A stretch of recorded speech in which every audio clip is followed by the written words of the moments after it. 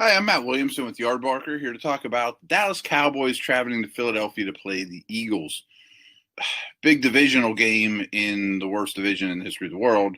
But, if Philly wins this one, they're really in the driver's seat to take the NFC East. The terrible Jets are the only team with a worse point differential than Dallas this year, which is hard to believe.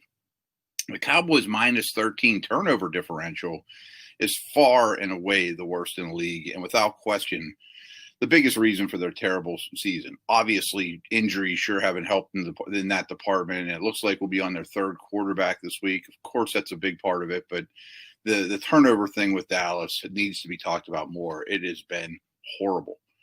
Only the Texans possess the football less than Dallas, but amazingly, the Cowboys are running more plays per game than any team in the league.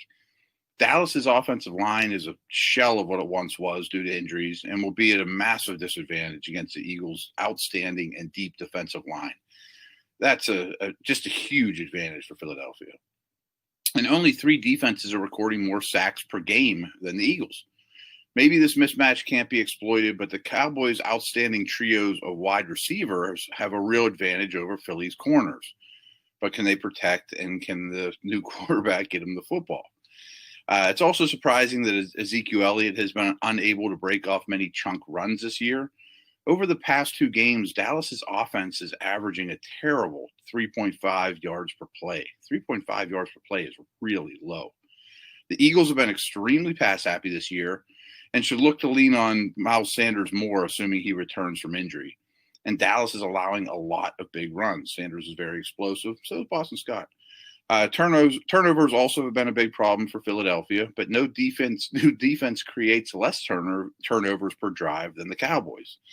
The Eagles are allowing the most sacks per game, and Dallas does have some dangerous front seven players, although they really have rarely played that way in 2020, despite having good resumes coming into the year. Dallas is one of the only teams that have been more disappointing than the Eagles this year. But Philadelphia is clearly playing better football at this moment and has a far better quarterback. The Eagles are playing a lot better now than they did to start the year. I think they control this game at home. Their defensive line feasts. I have the Eagles 30, Cowboys 17. Thanks so much. I am Matt Williamson with Yardbarker.